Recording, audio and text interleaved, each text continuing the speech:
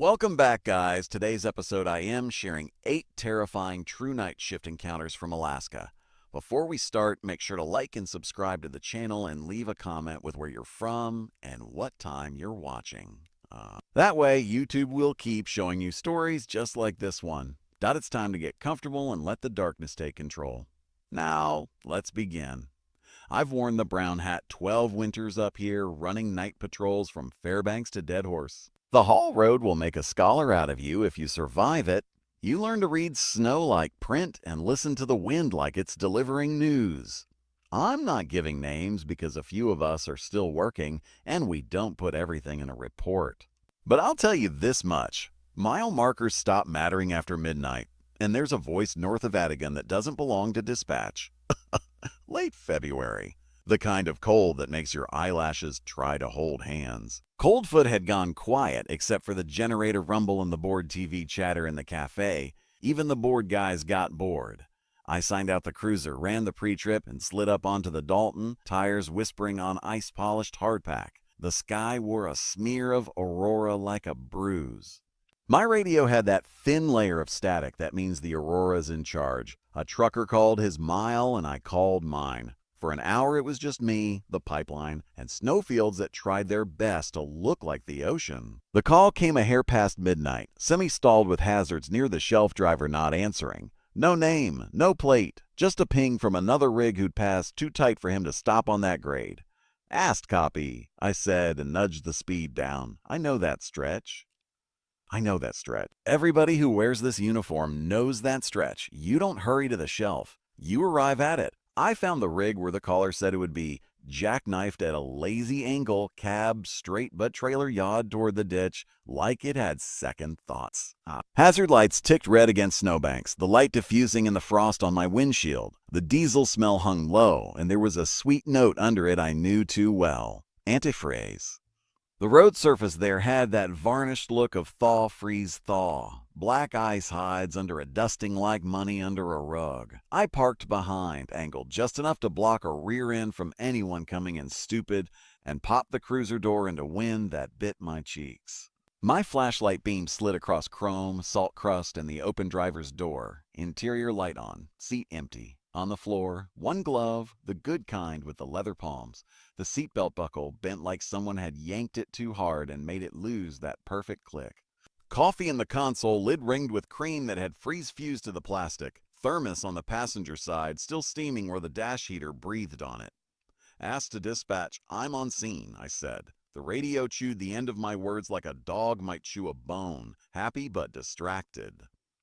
The night pressed in tight, colder in the slot between cab and trailer. No footprints in the powder around the steps. No breath scuffs on the doorframe. I angled my light beneath the cab. Nothing. I angled it down the embankment where the wind had scoured the snow into a hard crust. A few willow stubs poked up like bad haircut spikes. 20 yards down, just outside the fluttery light of the hazards, a figure stood with his hood up, one arm raised like he was flagging me.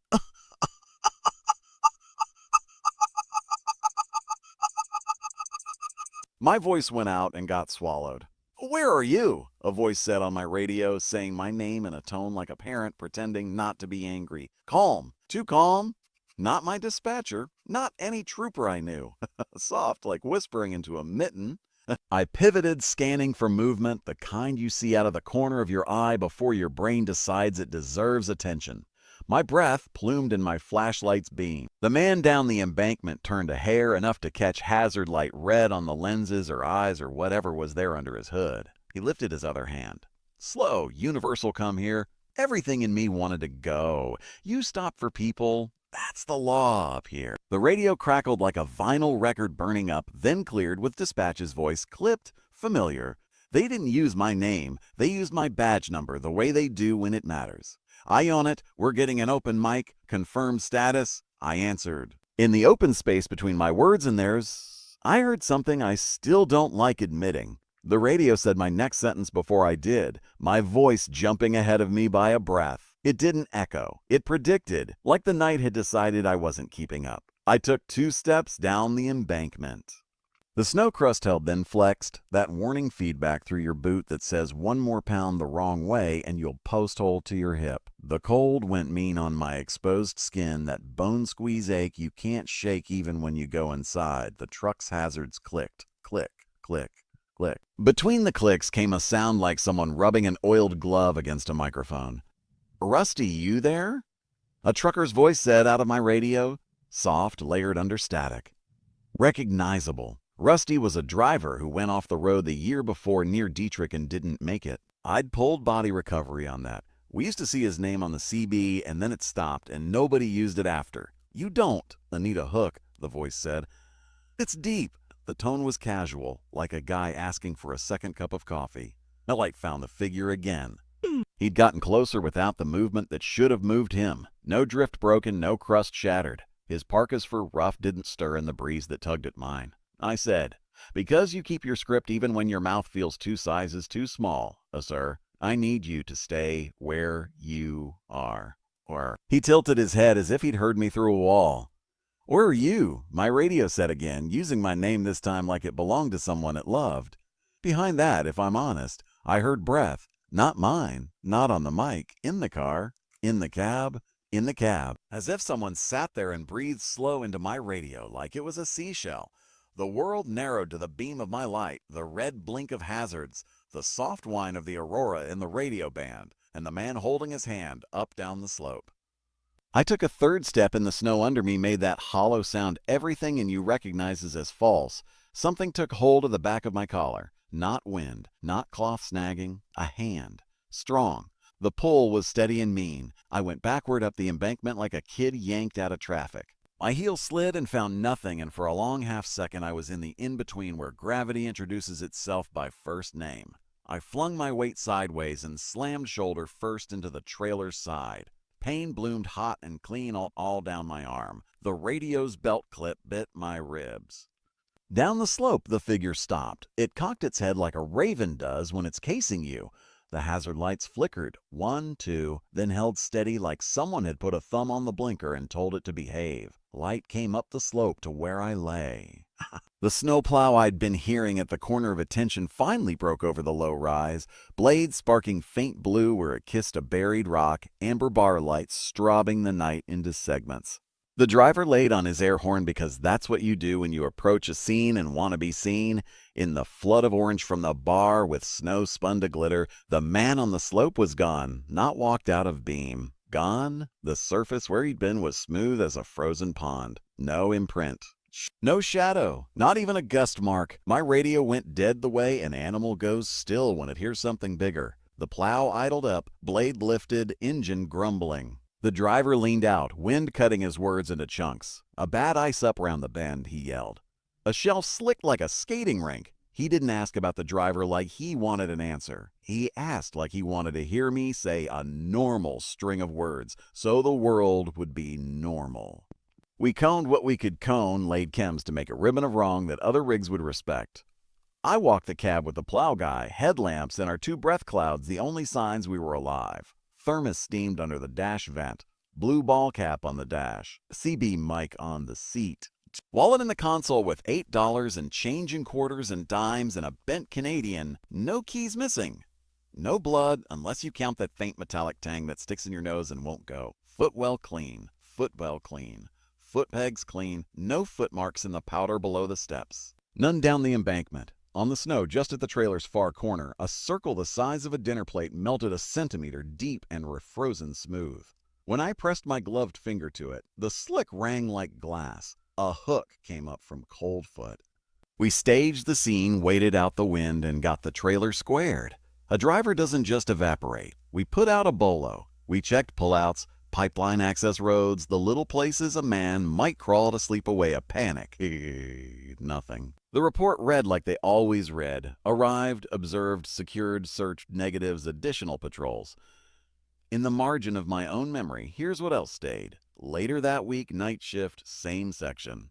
I was running alone because nights often mean you're alone even when you shouldn't be. The radio in my cruiser hissed in a rhythm like breathing. My heater fan stuttered, the cheap rattle it does, and then recovered. "Stay on the road," the calm voice said. using my name like it had earned it. It didn't ask a question this time.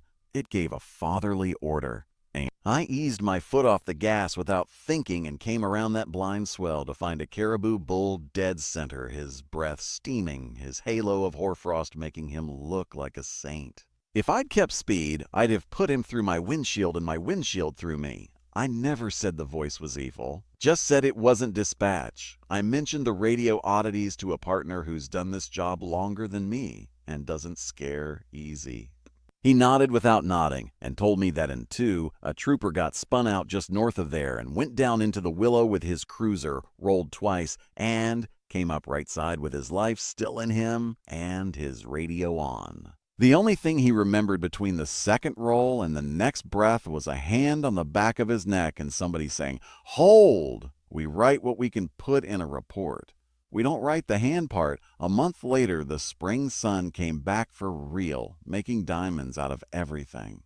Snow went to rotten slush. The river ice sang. I was parked up by a pipeline turnout finishing a lukewarm coffee when a trucker rolled up and set his brake with a hiss like a tired dragon.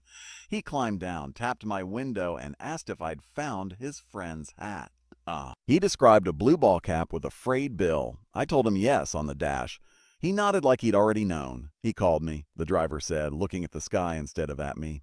Instead of at me. A night he went missing. Just said, "Stay left by the rock." He scrubbed his nose with a gloved knuckle. I've run that grade 30 years. There's no rock, but I stayed left just in case. I saw the cap in evidence later, bagged and tagged, the sweatband stiff with salt. A release. I asked my sergeant when the case got downgraded to suspended. He shook his head. A next of kin never materialized. He tilted his head the way the figure had tilted his. "You still hearing your own voice on the radio?" I didn't ask how he knew. He didn't say how he knew to ask. That's how we are. Here's the part nobody likes when I tell it. I went home one morning off nights and stood under the shower until I could feel my fingers again. I turned off the water, and in that thick quiet, when drops patter and the house creaks and your ears ring with the absence of engines, I heard the radio in my head say, "Where are you?" In that calm voice, my name spoken the way a question asks to be answered. For no good reason, I said out loud, "Right here." The house answered in heat tick, refrigerator hum, nothing supernatural at all. I sat on the edge of the tub and put my head in my hands like a kid. There are men up here tougher than me. But I don't think any of us are immune to being known by something we can't badge or ticket. You'll ask if I went back to that spot with a recorder or a buddy or a priest. No, I go by with my window up and the radio volume just under comfortable. I check my seatbelt twice before Coldfoot and twice more south of Adigun. I don't chase lights off the shoulder and wind. I don't step off crust unless I have to. I don't say Rusty's handle on the CB. I keep my protocols tight like a life jacket because up here, the things that keep you alive are the habits you don't break. Up here, you respect the railings and the routine. You respect the voices that tell you to stay on the road even when they don't come from anyone you can call back. I stopped working nights north of the pass a year after that, traded that stretch with a younger guy who didn't mind the way the radio plays tricks. Every time I see Aurora smear the sky green and the static get bossy, I still feel my collar pinch and the ground fall away. I drive on. Maybe the dark learned my name. Maybe it says it like a warning or a promise. Either way, I'm listening. If you've never been inside a pump station on the Trans-Alaska Pipeline at 2 in the morning, imagine a cathedral of steel where the hymns are pressure and flow and the organ pipes are 42 inches in diameter, humming with hot crude on a night 20 below. I was a night operator at Pump Station 3 for 5 winters. I trust gauges and lockouts more than people. I trust procedure like it's a religion. You follow the P&ID, you execute the checklist, you tag and test and verify. And still, I swear to you, one night the pipe sang in a voice that knew me. We were in the tail of a cold snap that had broken just enough to make the pipeline noisy, metal expanding, brackets ticking, anchors groaning, that slow, contented complaint. The sky over the yard was clear, Aurora tired and pale, just enough to make the radios hiss. A geometry of floodlights through hard shadows across snow berms and trestles. Our schedule said an inspection pig would pass through our section a little after 100. The SCADA trend looked right. All the numbers said routine. The hair on my arms under 3 layers said not. It started with the hum. There's a bass line to it. A comfort note low in your bones like a heartbeat. You don't notice until it's wrong. Standing on the corridor grating, I took my earplugs out and let station noise wash in. Pumps droning, bearings singing, the steady rush of liquid.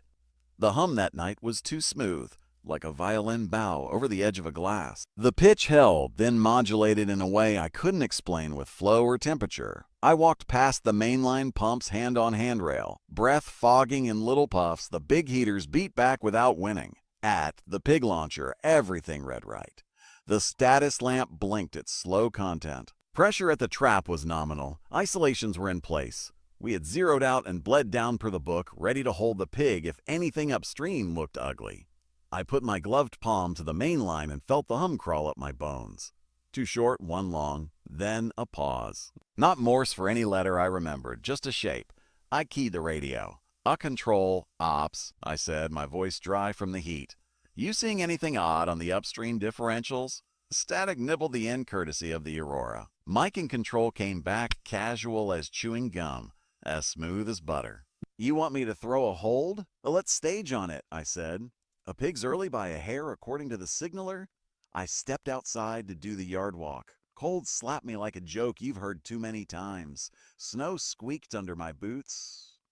The trestle where the line crossed a shallow draw knifed against the sky and black geometry. The above-ground pipe plinked and pinged as it gave up heat to air that didn't want it. The hum never left. It changed with me like it was turning to face like a person. The pig signaler, an older model we called the woodpecker, sat at the launcher mouth with its little red lamp dark. When a pig passes, it trips a spring and the lamp flashes. No flash yet. Fine. I moved to the trap and laid a bare fingertip against the gauge, old habit, to feel the glass tremble. The needle ticked up a hair, down a hair, like a heartbeat in a sleeping chest. The air around the blind flange was wrong. That's the only word. In the blast freezer rooms at fish plants, cold feels like a block. In a compressor building in August, heat is a blanket. This was neither. It was a density change, like standing next to a river and not feeling wet, but knowing water is right there. Knocking came from inside the launcher. 3 slow knocks, pause, 3 more. I went still. The sound didn't travel right. It came more through bone than ear, through the hand I had on the closure dog, through the metal into me. You can tell yourself it's thermal contraction, something shifting. You can tell yourself the pig had stopped at our upstream block and someone was messing with us down the line. You don't knock on the inside of dead steel. A control, ops. "I'm going to verify isolations at the 612 and 613, I said, stepping into the yard and craning up under the floodlight glow. The manual wheel at 612 had frost on it, beautiful branching crystals that should have grown still and didn't. They pulsed faintly, not in time with the wind, not in time with anything I could blame. Radio clicked again. Ops, I'm seeing a fractional blip on the upstream pressure. Could be measurement noise. Hold still. He meant don't touch anything. I stood with my gloved hand on a valve that felt warmer than the air around it should have let it be. The hum came up through the steel and into my palm and gathered in my wrist like electricity, and I recognized the contour of the sound because every human knows their name, even when it's only implied. It was saying mine, not in syllables, but in intention. Felt like hearing your own voice in a recording from years ago and thinking, I forgot this version of me existed. Back inside, I ran the Loto board again because faith doesn't live in a single check. Every lock had my tag. Every tag had time and signature. Procedure was a talisman I could hold up against whatever reflex or superstition wanted in. The pig signaler stayed dark. The hum did not. It changed key. I went back to the launcher and thumbed the little bleed valve we used to make sure the trap's honestly atmosphere. A hiss came, then a thicker, slower exhale, the way a person sighs after holding their breath too long. Smell hit me a second after. Hot asphalt, tar sweet, out of place in a building that had been winter cold for hours. Behind that, a faint metal sour like a bloody nose. In the winter up here, smells travel different, sharper, truer. That one didn't have anywhere to come from. Mike, throw the hold, I said at a copy, holding at PS2. You're green, he said. The signaler's lamp flashed once. I blinked. Mike swore in my ear. Did you see that? We affirmative, I said, voice tight. I didn't hear a pass alarm, he said, as if hearing might make it more real. The woodpecker clicked again on its own like something small had crawled in and made a nest. It didn't reset. It just hung in its half idea. Everything in the book said the trap was bled. Everything in me said don't touch. And still the job is the job. I checked pressure one more time. 0. I called the control room. A verifying 0 at trap gauge. Blinds coming. A copy, he said. I'm watching. I cracked the blind flange. A wave of heat shimmer rippled the air at the mouth of steel in a place where my eyelids had frost still clinging. It bent the light like summer over a highway. Something inside the launcher shifted, wet against metal, a sound like an eel turning over on a pile of slick things. The hum that had held all night tightened into words you couldn't hear but could understand, and the understanding landed in the place where fear goes to become faith or terror. It said my name, not a whisper, not a shout. Intimate, familiar. It felt like the sound came from under my sternum in a space no air has ever been. I stepped back hard enough to bang my shoulder on a beam. Reflex overrode ritual. I swung the blind closed like slamming a door on a dog that shouldn't be in your house. The flange clanged, clanged. The sound shocked every pump and bearing in the building out of some micro sink they had drifted into, and they all caught back up like a tightrope walker grabbing the pole. The hum snapped off like a cord cut. The absolute quiet that hit the building for half a breath was wrong, like waking in the middle of a night and not hearing your own refrigerators. Ops! Mike's voice came thin and high, not a tone you hear from him. We've got a spike at 3 Hugh. Surge and settle. 20 over. Now, back. You all right out there? His voice slalomed past his composure. Oh, fine, I lied, because sometimes that's the only permission you can give the night to keep it from taking you. Fine means keep the world moving. The yard seemed louder on the way outside, even though nothing had changed in the decibel sense. Floodlights hummed. The aurora's hiss came down through the radio band, the kind of noise you feel in your fillings. At the far end of the yard, where the line crossed the trestle over the draw, something like heat light shimmered around the pipe. The shimmer leaned into the wind and leaned back. The snow at the base of the trestle had divots like feet had stepped off into it, then thought better. No tracks leading to or from, just 2 melted cups refrozen perfect. On the walkway above, halfway across, I saw a figure moving where no one should be at that hour. Slim, not in station winter gear, head bare. He put a hand out and rested it against the line like a man leans against a fence to tell you a story. The hum rose a half beat behind him, like answering. When I looked again, the walkway was empty, only the rhythmic flash of the obstruction light making the shadow of the handrail climb and fall. We logged the surge upstream in the malfunctioning signaler. We called integrity. They paged the pigging team. Shift went long by an hour waiting for the pig to pass in daylight. When it finally came, you could feel it through your boots like ground thunder, a steady rolling, unknown thing. The signaler tripped clean, lamp flashed the way it should, and for a second, the hair on my arm stood not from fear but from the satisfaction of equipment behaving. After shift change with coffee cooling in our hands, I told the day guy a hand older than me who's been wintering on the line since before my parents met what I'd heard. I didn't dramatize it. I didn't say voice. I said the pipe hummed weird, the trap breathed when it shouldn't, the air bent like heat when I swung the blind, and I saw somebody on the trestle walkway. I mentioned the smell, tar sweet, and the knocks. He looked past me toward the yard, not at me, eyes narrowed just enough I knew he was remembering something he didn't prefer to. When they set that trestle, he said, they were hand floating a section into place, cribbing, shifting under the weight. Story goes a guy went under a buried spool while they were reblocking. Not our outfit. Contractors. The paperwork says a thumb got busted. My uncle, who lied only a little, and only when he had to, said they never found more than a glove. It doesn't go in the book. We talk about fingers. We don't talk about the whole hand. He sipped coffee like a penance. A steel keeps accounts, he said finally. Sometimes it settles them. Sometimes it just tells you it hasn't forgotten. A week later, I walked the trestle in plain daylight with maintenance for a routine inspection. Fresh snow made the whole scene honest. No tracks but ours. We checked bracket bolts, looked for frost heave, read the little strain gauges that tell you if the world moved while you weren't looking. On bracket 9, lower flange, someone had tapped 3 marks into the paint with the tip of a crescent wrench. 2 short, 1 long. It could have been any board hand on any slow day. It could have been nothing. I didn't mention it. I pressed my glove there for a second and then pretended I was brushing frost. The change in me was small and permanent. I stopped walking the trestle alone after dark. When I signed the Loto cards, I started saying out loud into the building, "It were coming in," the way I'd learned to do on fishing boats going into a freezer so the men sleeping in there knew they had company.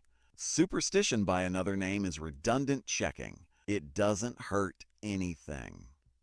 It might help. I started tapping the pipe lightly with my wedding ring before I put my hand to it, the way my dad tapped the hood of his truck before he reached inside when I was a kid, as if you warn a machine that you're about to touch it so it doesn't mistake you for something else.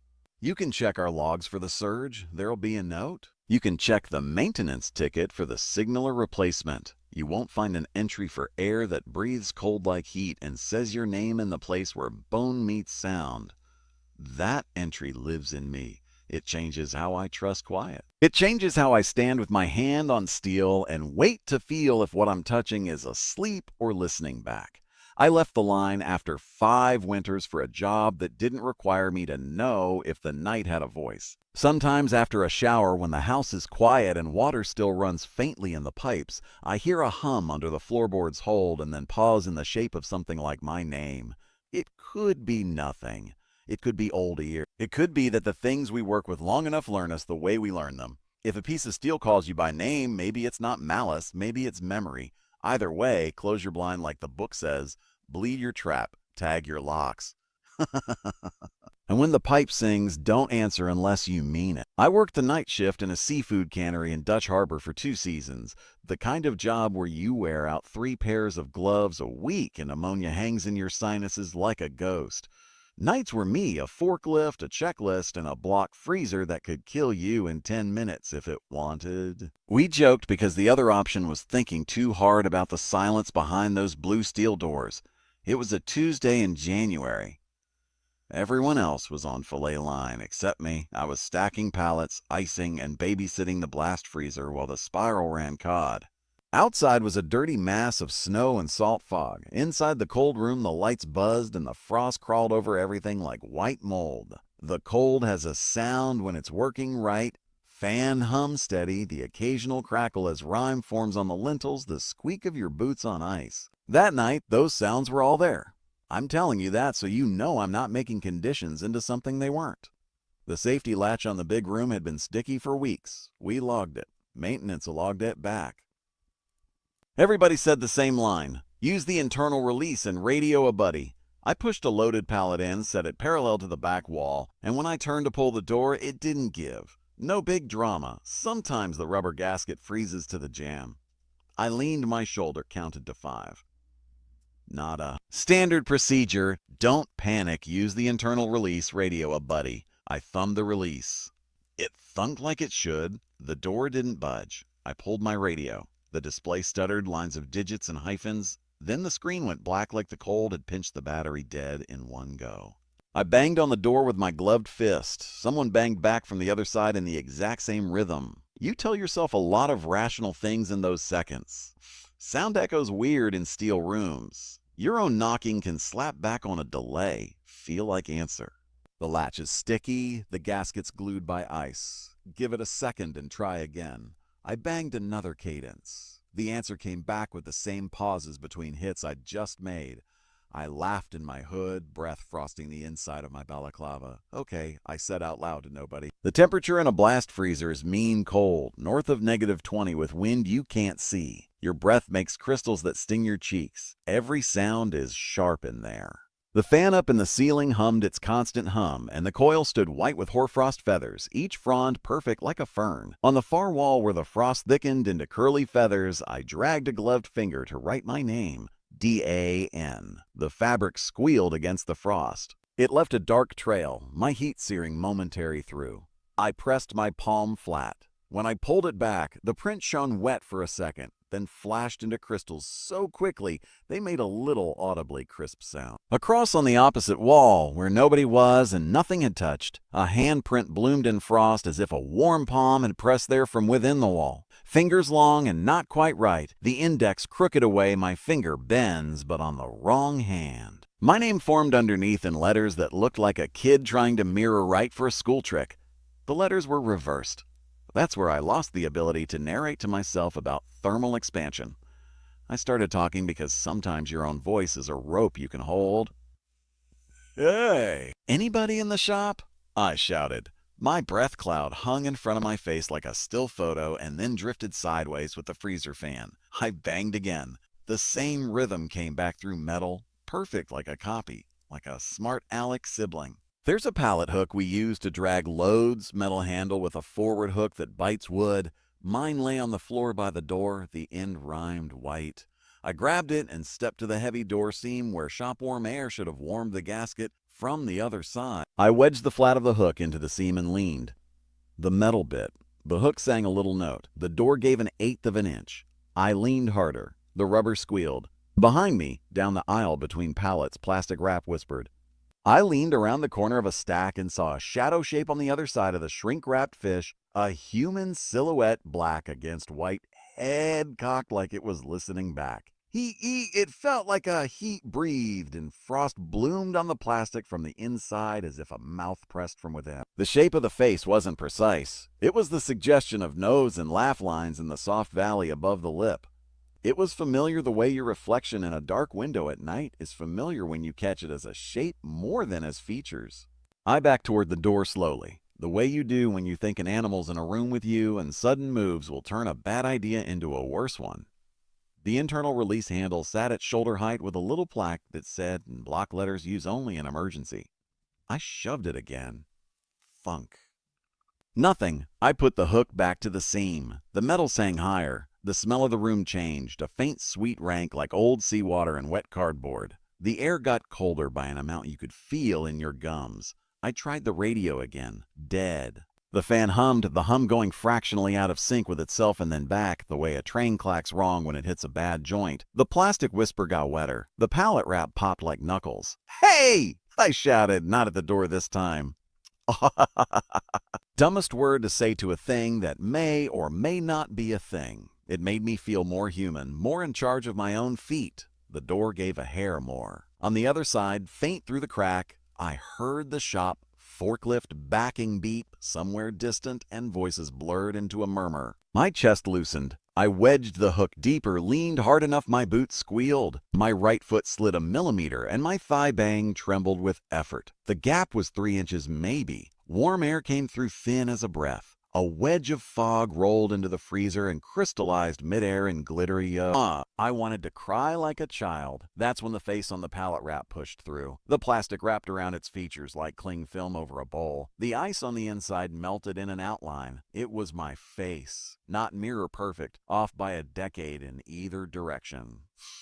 My eyes looked back, but blacker, pupils eating too much iris. The mouth moved but didn't match the sound that came. And the sound, if you can call it sound, was a laugh heard from inside your own head when you remember something that embarrassed you years ago.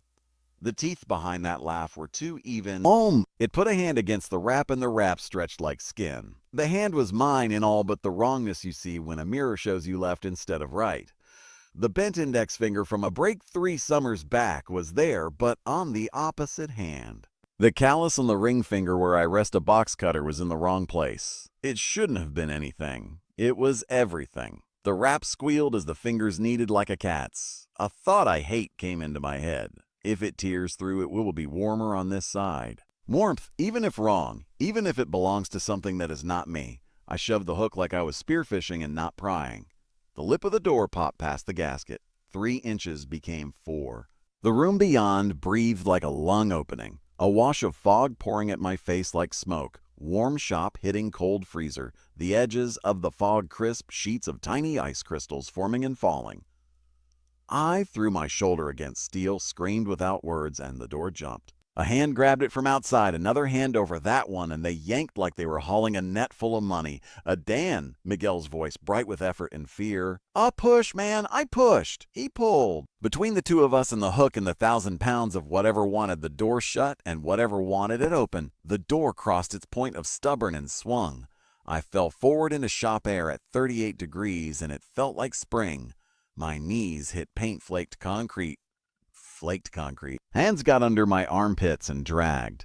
As the door swung, my last look inside was of the wrap pallet's face flattening as the wrap snapped back like someone taking a picture and tearing it in half, the features smearing into frost and then clean plastic again. In the fog flood for a second, the fan noise dopplered and made a low cry that didn't belong to any machine. The door thudded shut. I lay there on the floor listening to my own pulse in my ears. Miguel from line 2 and Alec from sanitation knelt over me, faces red, breath steaming. They were both grinning because that's how you keep from doing the other thing. The hook skated away across the concrete and rang like a dinner bell when it hit the grate by the floor drain. We laughed it off because that's the only story you can tell in a break room that keeps people sitting down. Oh, fun. A latch finally gave up for real, someone said. Radio batteries hate that cold, someone else said. Oh, dude, you were talking to yourself, Alec added. And I said, sure, I do that when my hands are full, because the other options were saying, my reflection showed up inside the product, and it tried to reach me. We posted the room out of service. Wait. The safety manager hauled a ladder in and adjusted the latch, then adjusted it again, then wrote a work order with underline. Replace. 2 days later, it was replaced. They added a bright yellow wedge and a sign. Do not enter without wedge in place. In 3 languages. We changed our own habits, whether the supervisor said to or not. An old-timer named Oleg told me his rule. Never enter cold alone. Always wedge. Always have a runner stand in the door, one hand on the panic bar until you're out. We started tapping the door twice before going in. Not a tradition anybody wrote down, just something that felt like knock-knock. We're coming in. Don't play. The story should end there. It didn't. 2 days later, I went in to pull a pallet and saw a smear on a plastic wrap face on the far aisle.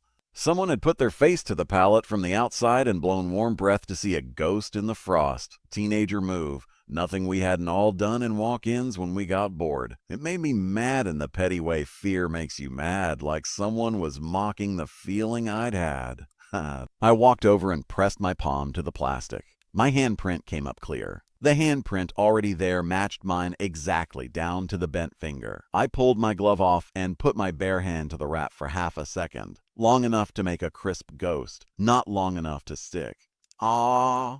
I held it next to the old print. Same width. Same little scar on the thumb pad, but on the opposite hand. I took a long coffee in the break room, microwave cranking a cup so hot it burned my tongue. I warmed my hands under the bathroom dryer until they hurt.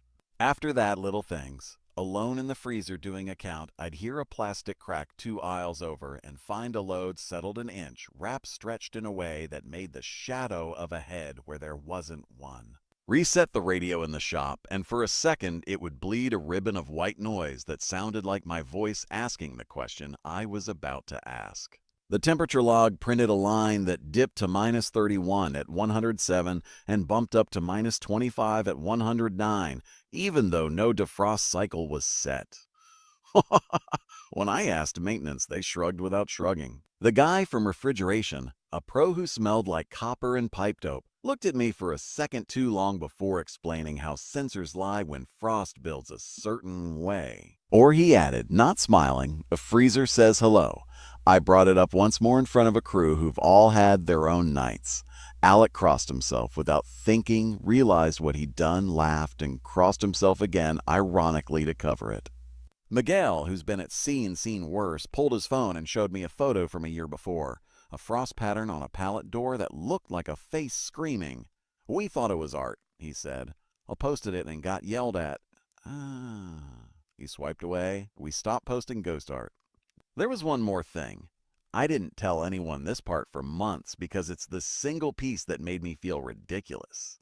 Third shift, light crew, I went back in with the wedge and the runner and the hook to pull a late pallet. The runner was a kid new to nights who didn't yet have the 1,000-yard stare. I set the wedge, nodded at him, walked the aisle, counted, pulled, and when I came back along the wall, in the frost margin next to the door, someone had written my name again. D-A-N, reversed, neat. Under it, in the same backward hand, stay warm. We replaced the latch, we replaced the sign. They put in a door sensor that screams a tone if the internal release is engaged longer than 5 seconds without opening. The sensor screams once in a while now at 2 in the morning when nobody is at the door. You tell yourself it's drift, you check the battery, You log it, we wedge anyway. Management could call that lost time. I call it the difference between me going home and me becoming part of the inventory. A true is a slippery word when you tell a story like this. I can show you the maintenance ticket for the latch. I can show you the freezer temp printout with the weird swing at 1:09 a.m. I can point to the policy change and the sign that says wedge the door. I can put my hand up and show you the broken finger and the little white scar at the thumb pad. I can tell you I've never put my bare hand to plastic like that again to check. Some nights truth is what keeps you moving when the air goes thin. Some nights truth is just the thing that keeps you from looking too long at your own face where it shouldn't be. I still took nights because rent is rent and shift differential is real money. But I never pulled another pallet without wedging the door. I never went in alone. I tapped twice before I stepped through. I stopped putting my name on things out of habit. I kept the hook close. But the freezer's job is to keep fish cold. It does it beautifully. It also keeps other things.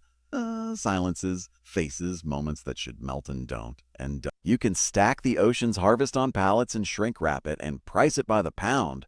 But you can't box the things that live in cold and want you to come stand close. Night shifts up in Itkiagvik, Barrow to the old-timers. We'll make a believer out of you, even if you don't know what you believe in. I've been an RN in the ER at Samuel Simmons for long enough to know the difference between bad weather and something else. Polar night turns the windows into mirrors and the blinds into green silk when the aurora is bossy enough. You learn to listen to the radiator ticks in the generator's throat and the way wind walks the building. You learn that medevac doesn't care if you need it, weather decides. What I'm telling you happened in January, the kind of night where noon is twilight and midnight is a place you could fall into. The aurora shone bright enough through the blinds we didn't need overheads. The air outside was still, the kind of lull that makes the world ring. Triage was empty. Phone. Coffee was fresh and bitter and perfect, and then search brought us a man from the edge where the sea ice meets the open water, and our monitors showed me something I still don't have a chart for. They wheeled him in the way you wheel a thing you don't want to break. Gentle, bundled, horizontal, avoiding jostle. North Slope Search and Rescue had found him face down at the lip of a lead. Open water breathing between sheets of ice, wearing a jacket that didn't fit. No hat, boots unlaced. A no tracks, the lead said quietly, eyes not quite on me. A no in, no out. We've all heard the stories. We stick to the protocol. His skin had that waxy cold look, the no shiver stage. Core temp oral was meaningless. We used the low reading rectal probe and it took its time before the digits settled. 26.2 degrees C, 79 Fahrenheit. Slow to the point of nothing where the pulse should be, then there. Pupils sluggish but not fixed. A breath here, a pause too long, then another. We all said the same thing you say with our mouths and our hands. Nobody's dead until they're warm and dead. We put him on the monitor, and I swear to you, it did something I've never seen except this once. And I've seen Osborne J-Waves, I've seen Artifact, I've seen the leads lie. His Iche showed that hypothermia picture, J-Waves like little hats on his QRS complexes, intervals stretched like taffy. Underneath that, or behind it, or below it. Pick your preposition. A second trace rode along. Not noise, not electrical interference. It rose when he exhaled and fell when he inhaled, and sometimes it had a blip that matched nothing his heart did. I looked at Biomed later and he told me a story about lead placement drift and static. And I nodded like I believed him because we both wanted me to. We warmed him slow because that's the rule. You don't shock cold myocardium into chaos if you can avoid it. Forced air warmer over his torso and groin, warm humidified oxygen, warmed row fluids threaded through a Ranger warmer so they hit the line like tea and not ice water. Hot packs to axilla and groin. We kept him horizontal and handled him like glass because cold hearts are irritable and you don't need to help them find a reason to quit. The room was warm enough that my cheeks didn't feel like paper. And yet when we rolled him to protect his airway, the air by his back got colder. Not him standing near the door cold. The kind that scrapes the nerve behind your front teeth. The blanket over him rippled like someone had gently lifted a corner and let it fall. His eyelashes were rimed white. I brushed a bit of frost and a few lashes broke like spun sugar. The bed's load cell, those scales tucked into beds that chart weight for fluid balance, chattered, numbers jumping nonsense. His weight plus 20 pounds, then 30, then right again. Light again. A load cell's off, our physician said, more to the room than to us, like he was handing the universe a cover story. I hit 0 and re-0. The numbers settled. The forced air warmer hummed. The sound vibrated, went fractionally out of sync, then back the way a train hits a bad joint and recovers. I checked his lines. He grabbed my wrist. His hand was too cold to be a living hand, and yet the pressure was real and insistent. He didn't open his eyes. He didn't lift his head. His mouth made a shape around air.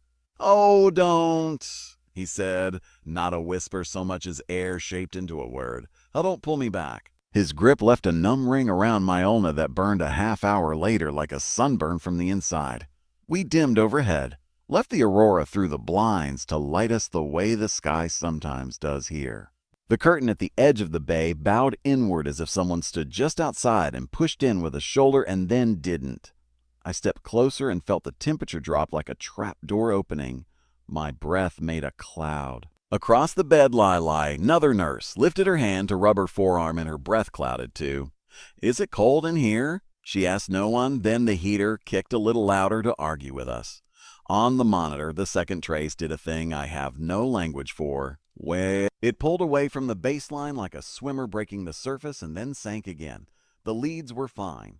The EKG printer spit a foot of strip like a scandal and showed exactly what the screen showed. I smoothed it with my hand and watched the paper curl with the memory of being coiled. "Artifact," the doc said again, and we all agreed with our faces and not with our glands. We called medevac because ECMO is not a luxury we have and a core that low is beyond forced air and warm saline. The weather answered, not the pilot, grounded. The radio made that bird sound the aurora puts on everything that tries to be useful. "We'll keep warming," the doc said. "We'll keep him here." He opened his eyes. They were the gray of day, old lake ice. He looked at me like seeing cost something, and he didn't want to spend it. "It wasn't the cold," he said, voice breaking like frozen sap. He swallowed, dry swallow, and I could hear the click. "It was the not light." He looked past me. "It won't stop calling. Don't." His heart rate jumped. The alarm chirped its pre-cry to warn us about the cry coming on. "I'd straighten this out," the doc said, "because steady sentences keep hands steady." The power flickered. "We get blips here. Wind does strange things to lines. The generator didn't kick because the lights bounced back." In those 2 breaths of emergency shadow, the room went colder than any freezer I've stocked popsicles in. The forced air warmer's blanket sagged like someone had laid a weight on it. The curtain belled into the room as if a breath exhaled from the hall. I smelled the sea, tidewater, and kelp and the iron of wet sand, threaded with the ammonia bite of the plant 2 blocks away and something like ozone, which is what we say when we don't have another word. Saying this next part out loud made me feel silly even in my own head for a year. Something leaned against me with both hands like a person climbs into your lap to hide from something else. It wasn't heavy like weight. It was insistence like weather. Well, my chest pressed, small pressure, child pressure, and then cold went through my shirt into my skin as if I'd leaned into a window that forgot to be made of glass. I slid an inch sideways because our bodies make room even when our brains don't know why. Lila looked at me as if she'd felt the same small shift through the floor. The monitor screamed the long scream. His rhythm didn't tumble. It fell off a shelf. We moved. There's a choreography you do 100 times in your head and a dozen times for real and hope you never do it for someone you've just watched open their eyes. Pads on, check rhythm, pulse check. Careful, because cold hearts don't like you touching them hard. He was in VF course, then fine. A shock once, the doc said, because hypothermia protocol calls for limited shocks until warmer, and we cleared and shocked. His body jumped a polite 1/4 inch under the blanket. Between one breath and the next, that second trace on the monitor rose again and flattened like a hand smoothing a sheet. The room felt like it had been opened to the sky and the sky had leaned in. I heard a sound like somebody's bare feet taking 3 quick steps on frozen lake ice. There was nowhere for it to come from, no right floor for that sound in a room with linoleum over concrete. It landed in the middle of the bay by the wall where the curtain shadow was thickest. For a moment, the shadow was blacker than absence and had edges like a person has edges. It didn't have features, it had attention. It seemed to look at me and make an expression absence can make. Call it a smile because that's what my spine said it was. It set a knot hand on his chest. The blanket dipped like a palm pressed, and the forced air warmer wafted to catch up with the shape over it. The ECG snapped to a perfect sinus J-wave smoothing as if heat had suddenly poured into myocardium. He exhaled a soft human sound. For 3 beats the world made sense, and I thought maybe that was the turn, and maybe I don't care what physics let that happen. On beat 4, his heart paused as if waiting for permission or expecting a cue. The shadow moved like a person lifts a hand off a sleeping dog. The room warmed 1 degree in a way no thermostat can record. His rhythm went asystole, flat, and we did the thing you do after that. We worked, and then we stopped because you always stop somewhere. We called time. We did the paperwork without speaking much because words felt like things that could break on the floor. The doc signed what he signs. I went to the bathroom and ran hot water over my wrists until my skin went red. Where he'd gripped me earlier, a white band of numb took its time leaving.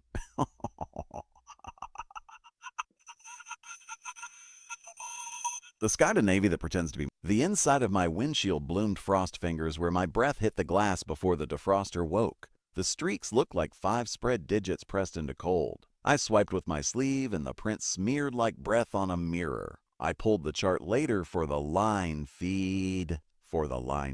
We log everything here. Paper is how we prove a night happened. The ECG strips look like the memory of the monitor. J-waves, slow beats, then the weirdness nobody wants to name because names invite things in. Biomed took the monitor apart like a man kneeling at a shrine and declared it fit. The bed's load cell got calibrated in a sticker. The doc wrote artifact during oral activity. No clinical correlation in that tight script men who sleep 4 hours a night have. He didn't look at me while he wrote it. I didn't look at him while I read it. We asked around about the man. Jacket borrowed. Boots unlaced. People knew his face but not his name, the way a small town knows you by your gait before it learns your story. Search said the place they found him had no footprints. No in, no out, no out. A wind eats prints, Lila said to the air like she could talk physics into being enough explanation for that night. Wind eats everything. I went to see an elder I know, not for answers, just for the thing that happens when you sit at someone's table where the world is older than your job. I didn't say a spirit. I didn't say a ghost. I said, sometimes the dark in winter feels heavy. She stirred her tea, added not sugar, and said not to hold out my hands. Close your coat, she said. Don't say names into the not light. The phrase landed like he had handed it to me and I'd brought it to her whole. She didn't ask me what I meant by not light. Not all things in it are bad, she said. But they listen. She handed me a strip of red cloth and told me to keep it in my pocket. Not a charm, she said. A reminder. Frog. I took a day shift the next month when the rotation opened. I still do nights sometimes because staffing is staffing. On those nights, I keep the blinds only halfway open so the aurora can be there without being everything. I keep my tone steady and my hands gentle. I work the protocol and I don't argue with the things that keep people alive: warmth, patience, the belief that nobody's gone until you know they are. I still think about the weight on my chest. The insistence of it, like whether asking to be let in. I think about the way the blanket dipped and how the monitor decided to behave like it was proud of itself for a breath. You can call it an optical illusion. You can say hypoxia makes men say funny sentences. You can say my tired brain drew lines between sounds and shapes that don't share a family tree. You can call it artifact the way we do in notes when we need to make something safe to file. No. When I lock the OR door at 3 in the morning to walk specimens down the hall, I close my coat. I don't hold out my hands. If I hear my name in a voice that isn't one of my coworkers, I don't answer it. I don't say his name either, not because I think it gives it power, but because his name doesn't matter to the part that still lives in the not light where the sea breathes. The part that leaned in felt human. The part that took him back didn't feel unkind. It felt like tide. You want something true at something true. Huh? I can show you the ECG waxing Osborne waves. I can show you the bed scale recalibration sticker. I can point to the line in the chart that says medevac grounded due to weather. What I can't show you is the sound of small bare feet on frozen lake ice inside a warm room. That's mine. It lives between my ribs with every other night that trained me to listen harder than I believe. Every winter since, the first night the aurora makes the blinds glow and the wind decides to be quiet, I feel a cold spot bloom in the room and I say, in my head, not to the air, I'm not pulling anybody anywhere. I'm just here to keep them warm long enough to let them choose. And if the not light leans in, I lean back. Not a challenge, just a reminder that I know it's there and I'm keeping my coat closed.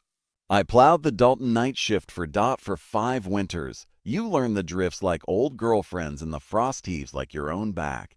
You learn what your front blade will do when it side bites on blue ice and how far a steer tire can hang into nothing before your stomach remembers gravity. You learn to stop for people because it's Alaska, and that's not a courtesy, it's law. It's also the only way any of us get to spring. My rig was a Western Star with a reversible front blade, a belly blade that sang at just the right pitch when you skimmed the surface, and a wing I only dropped when I could see what I was cutting.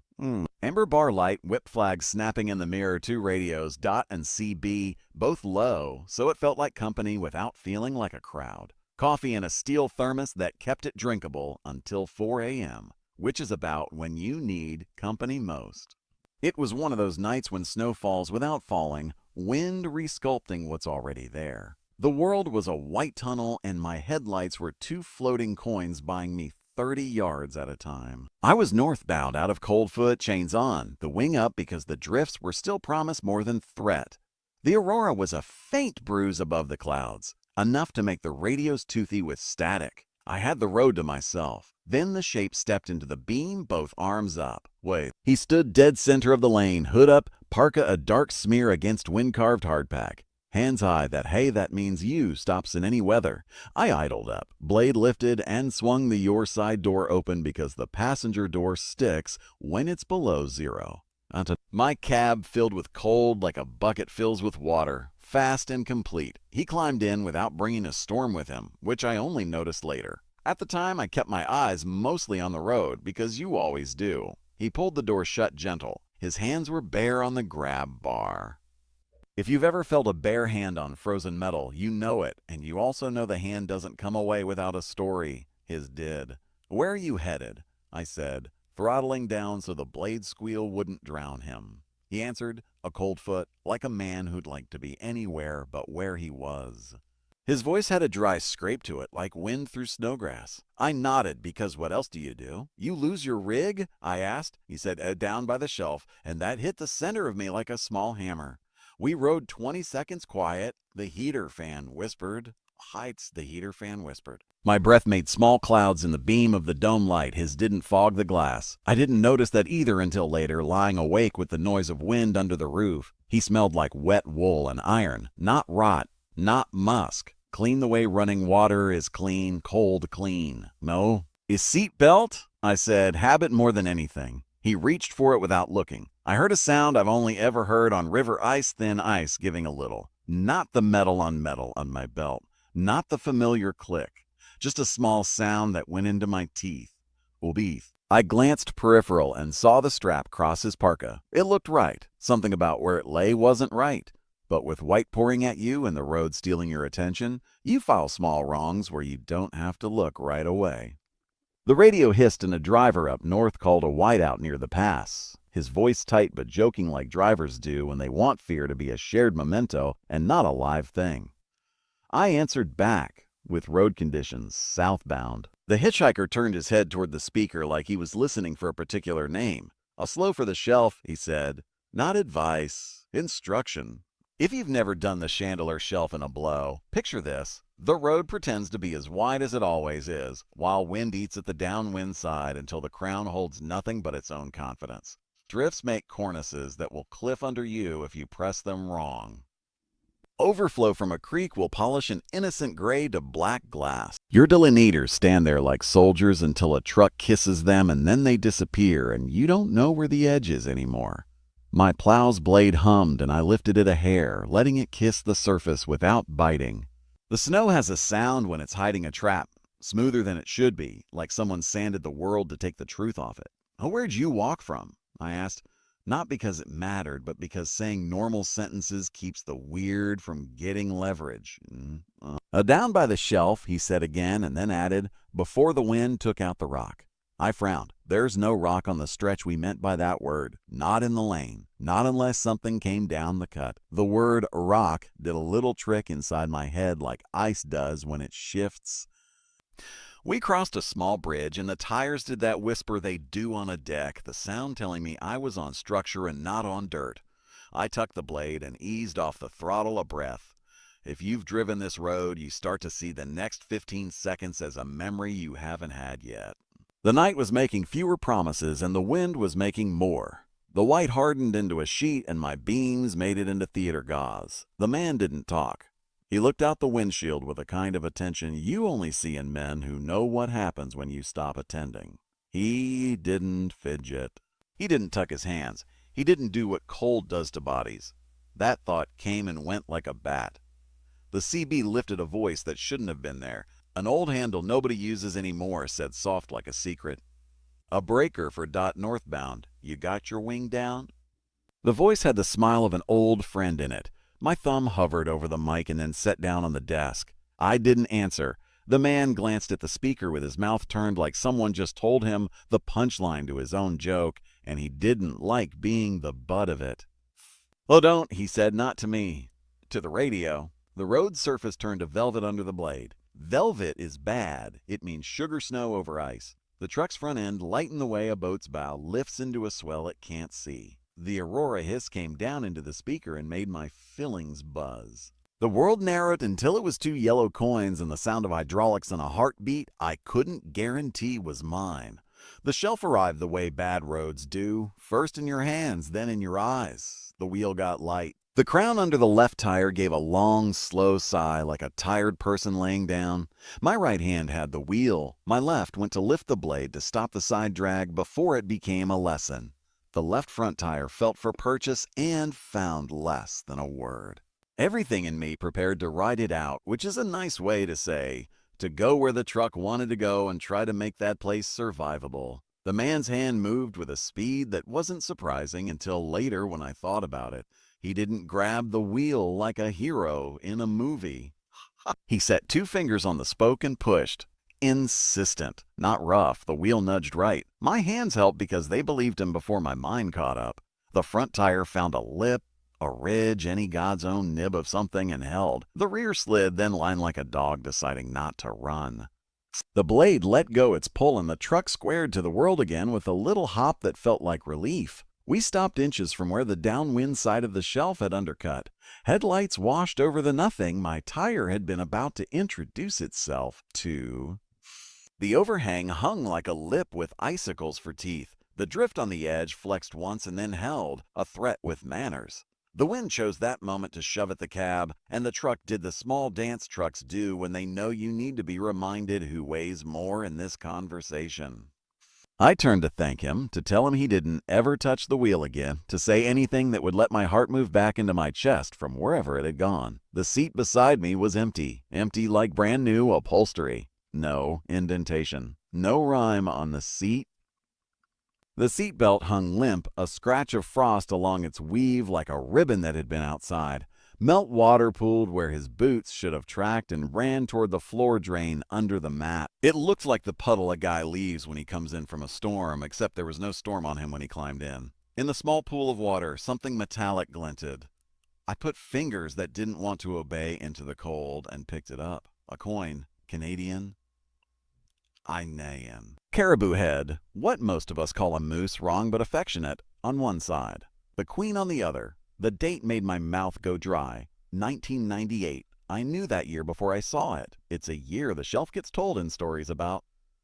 I sat there with the engine murmuring under my boots and the fan whispering across the windshield, the world squeezed down to the circle of my headlight beam and the coin on my palm. The radio made a soft noise like a person thinking about speaking and decided not to. The wind nosed the cab a little, the way a dog does when it wants you to stand up. "You good, Dot?" A driver's voice came across, the kind of checking guys do when they see your strobe stop moving on their mental map. "Up, et up," I said, and my voice sounded like I'd been up 2 days.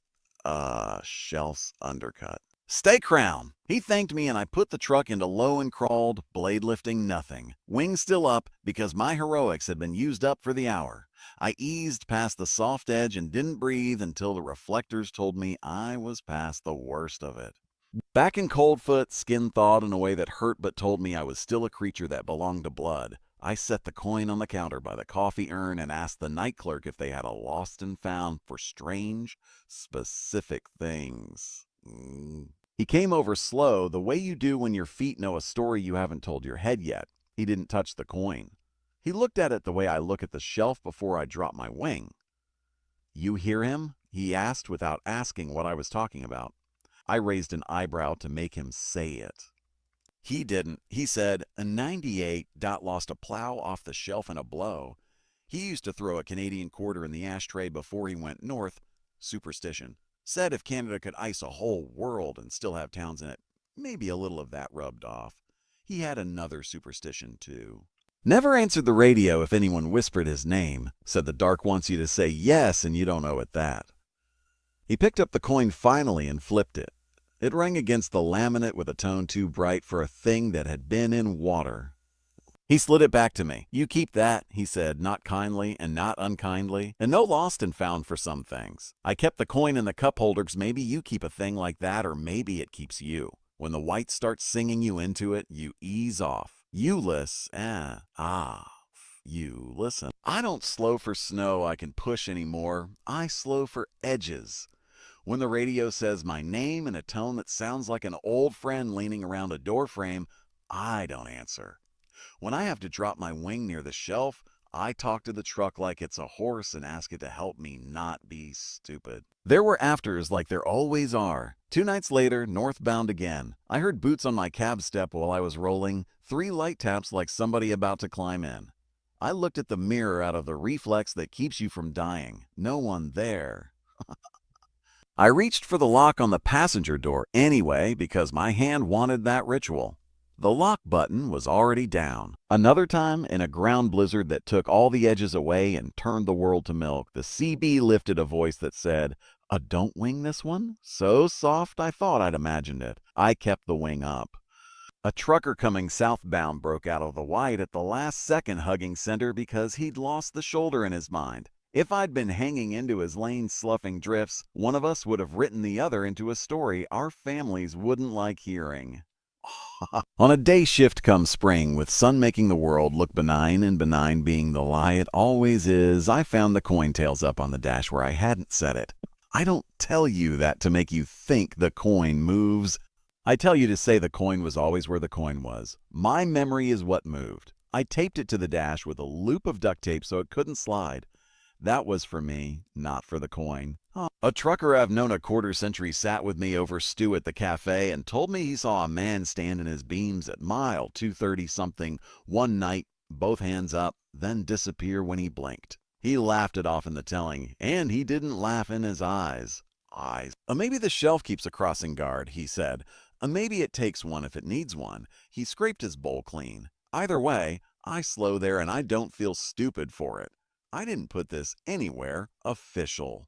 You can check the operator logs for that night, and you'll see weather advisories in a plow pass southbound, poor visibility. Undercut east shoulder. You won't see a line item for a passenger who didn't fog the glass or a seatbelt that made ice noises when it buckled. That's not because I like lying. It's because you can't put a thing like that into a form without making it a joke, and nothing about it was funny. True is a slippery word on the Dalton. True is a slow for the shelf. True is a don't trust a crown in a blow. True is an answer when a living voice calls your name. Don't when the night does it like a friend. The coin is in my truck still. When I swap rigs, it comes with me. When I finally took a different route for a season, Night sand on the parks where spruce cut the wind. I kept bypassing the spot in my head the same way you avoid an old scar with your fingers. People who don't drive this road ask if I'm afraid of ghosts now. Read of ghosts. I tell them I'm afraid of black ice I can't see and drifts that bridge themselves over a ditch and look like ground. I'm afraid of my own overconfidence. Ghosts? If there's a thing on the shelf that helps a man turn his wheel an inch when he needs it and then gets gone, I'm afraid of forgetting to say thank you in my gut, even if I never say it out loud. When I say I drove alone, I mean I sat in the cab by myself. I don't think I've been alone on that stretch since. Some people go to Mexico for winter. I went up the McCarthy Road until the state gave up plowing, parked the truck by the footbridge, hauled a sled across the Kennecott River, and wintered in a copper mining town dead since the 1930s. Kennecott sits there, structures stacked against the mountains like a child's blocks, the big red concentration mill looking over the Root Glacier like a lighthouse with no sea. My job was to keep vandals out, snow off roofs, and ghosts. I was told this with a straight face by the last guy content. You think you're tough until you stand at the foot of a 14-story wooden mill at midnight and hear a sound that has no business existing in a building with no power. Nights, I tried to, in the old bunkhouse under a diesel Toyo heater that rattled when the wind leaned on the eave. Days, I moved snow, checked for ice creep, walked the tram cables up to the ore bin sheds where they sit like dinosaur ribs under white. Sunset and sunrise took 5 minutes each. The rest was blue. It snowed all day and into the night, fat, polite flakes stacking quiet and thick, erasing the boot prints I made on my last round before I finished making them. Near 1 in the morning, I pulled on a parka that smelled like diesel and wool and went out to check the mill. Even mothballed, a building that Big has needs. The air bit hard. The aurora sketched a low curtain across the south. The mill's windows didn't reflect anything because there wasn't light to reflect. Just inside the lower door, the air changed. It smelled like machine oil and hot bearings. Ridges of blown-in snow in the entry were tamped flat the way boot sole patterns tamp a drift. No prints because the air inside was a hair warmer than out, and the top crust had slumped. Under that was a hardness like old ice on a pond. From upper somewhere came a vibration I wanted to call wind, then it resolved into a rhythm too regular. Stamps? Not loud, the idea of loud. Stamp mills pound ore. They don't pound in the dark with the belts rotted off and the power cut. I stood at the bottom of the central stair and listened to the building remember itself. The stair treads creaked honest under my weight. A draft moved chilled air up past my legs with the long, slow pace of a sleeping animal breathing. The mill is vertical. Ore enters at the top, exits broken, and sorted at the bottom. In the dark, the vertical becomes a hazard your inner ear can't solve. I clicked my headlamp and climbed. At level 2, talc-fine red dust still clung to angles and nail heads, an ancient copper tang that gets in your teeth. I wiped a glove over a beam. The glove came away rusted and sticky, not with moisture, with something like sap. The handrail, where men had run their hands for 20 years, caught my palm and held a half-second longer than wood should. I passed an ore chute, its mouth like a black mouth with teeth knocked out. Behind it, something scuffed, a small slide of debris. I held my breath, and the sound unrolled itself into silence. The building groaned a familiar groan the way wooden giants do when they settle in cold. On level 3, I found red footprints ahead of me. Not crimson, dust darkening, like someone with hobnail boots had walked the boards. Square heel. Tread. The prints climbed 3 treads, then, impossible, skipped the next landing and reappeared 2 levels higher, as if their owner had taken the kind of steps men take in dreams. The dust on the steps between lay smooth. No drag marks, no scuffs, only that pattern. Square heel, worn toe, narrow foot. I matched my boots to the side like you do when you don't want to step in a thing that wants claiming. The conveyor whispered like cloth pulled over wood. There is no conveyor. The belts are long gone, the canvas mouse-nested, the idlers solid with rust. Still, the whisper ran down along the trusses and across the big room where ore once rattled and men shouted. "Hey," I said into the shadow because sometimes you have to hear how your voice sounds small to know you're being careful. "Yeah, anybody in here?" A sound went up and didn't come back. Above me, the hoist room door stood ajar a finger width. Through the crack came a dull, steady sound, somebody humming 4 notes, over and over. "A nearer, my God, to thee, if laments can be hummed by bolts." I took the iron ladder to that door. The rungs were cold enough to burn through glove leather if I lingered. The lamplight glow under the hoist room door breathed. Light shouldn't breathe. This did. I put my hand to the latch and my ring finger tingled like I'd touched a 9-volt to it. When I pushed the door open, the hoist sat in shadow, a hulking shape with cables as thick as wrists running up through the ceiling to where the ore cars once came in. The room's far wall should have been black. Instead, it was lit as if a lantern hung somewhere that wasn't on a hook. A man stood with his back to me, cap low, shoulders narrow. He moved with small, precise motions like somebody threading a needle without looking. The hum was in time with his hands. "Sir," I said, polite to a presence my skin already knew wasn't a living trespasser. He tilted his head as if listening to something behind me. Not me.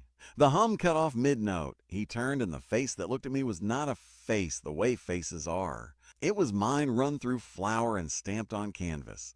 Not older, not younger, grainy like a photograph seen from too close. The mouth smiled, not quite reaching the place smiles live. In the reflection off the hoist drum, I saw the same face again a fraction ahead of the turn, like I was watching on a monitor with bad lag. It made my breath stutter, much a stutter. The building sighed, a long intake, and every cable in the room gave a little polite pluck like fingers running down a harp. The hoist drum rolled a quarter turn. The cable tightened. In the floor under me, vibration came up through boot soles into bone. The smell of hot metal and pine pitch went sweet and thick memory smell without a source. "A stop," I said to a thing that either already knew what I meant or was always going to do what it was going to do. The square-heeled prince led right up to a section of floor that every daylight tour guide tells you not to step on. My next step would have made me line up with them. The lamplight grew brighter with no lantern, edges unhelpful, pushing shadow into corners. For one heartbeat, the edges of the room sank away and the vertical turned inside out, a trick of inner ear and old wood, and I put my hand out to the rail to steady. My glove stuck again, that not ice, not sap tack, and for a half second I couldn't tell if the building wanted me to stay or go. In the hoist drum reflection, the flower face reached, my face with the wrong brightness in the eye, and set its hand down on the hoist control lever. The lever isn't connected to anything now. The cable eased, whispered. The ore car line up above made the tiniest strained sound you hear when a rope under tension acknowledges you.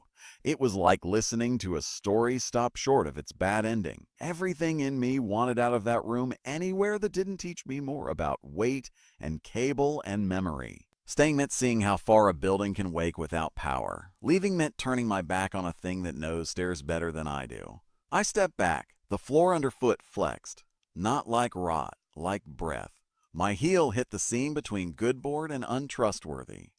The board dipped and my boot slid out from under me toward the ore chute mouth. Black, waiting like a throat. My thigh wrapped the lip and I felt empty air where my foot should have found another rung. The fall was like those dreams where you drop forever in a space that is 3 feet deep.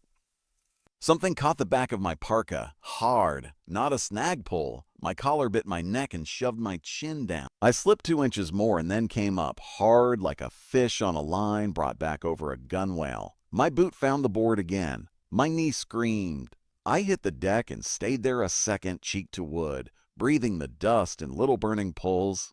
The door slammed behind me as if a gust had caught it, though the air in the room didn't move like that. The humming came back up the building. The stamps, quiet but there, like a pulsing stone. The hoist lever eased back on its own until it stood where old men left it last. The lamplight ebbed like something drawing a breath in the other direction. In it, the flower face smiled that not quite and tapped 2 fingers against the side of the hoist drum like a man knocking a wedding ring against something without noticing he's doing it. I did the same without meaning to. Ring to rail, a soft bell note. Down in the main mill, a cascade of little sounds lined up, light things shifting a hair in their bins, a board settling, a nail complaining, the whisper of belt where there is no belt. The face turned away, hand going to work again on nothing. The humming slid off key and steadied. I reached for the door latch. My glove didn't stick this time. I left the mill. I didn't run because running is for the thing that chases what flees. I stepped deliberately, boots finding what I could trust because I knew those steps like I knew my truck's gears. Outside, the air hit me clean and sharp and loud. The stars hadn't moved. The snow at the threshold held 2 sets of fresh boot prints. One mine, deep-lugged. The other's square-heeled, narrow, stepping off into powder that should have been too deep for that kind of clean shape. I shone my headlamp along them. After 10 paces, they just stopped. Not drifted over, stopped like a thought that didn't finish. I went back in daylight with the maintenance guy from McCarthy. We walked the path I'd taken. Our footprints were the only ones in the dust. No sticky on the rail, no lamplight where no lantern lived. The hoist room looked like it always did. Massive machine asleep, cables slack, smell of cold wood, and mouse. "You hear the stamps?" he asked, eyes not meeting mine. I nodded. He closed his eyes the way a man does when he hears something from a long time ago. "They wake up sometimes," he said. My granddad said the last night they ran, a man fell into the oar, got carried up a chute where it next got caught where he shouldn't. The belts kept moving. They didn't find he stopped. Well, they found enough to close the books. You know how it goes. Official stories about a busted thumb and a weather delay. The other part doesn't go in the book. We both looked at the hoist lever. He put a hand on it the way you put a hand on a headstone. "A steel keeps accounts," he said. "A wood keeps breath. If something pulls you back, say thank you. Thank you. If something leans, don't lean back too hard." He glanced at my collarbone, where the parka had dug in. I didn't lift the neckline to show him the red semicircle bruises. He didn't need proof he had already given to himself. That night, I nailed a piece of red ribbon to the inside of the hoist room door. Not because I think ribbon fights ghosts. Because an elder who came up with a family group one summer to visit the site had told me in a quiet voice the gift shop didn't hear to hang red at thresholds where memory is thick.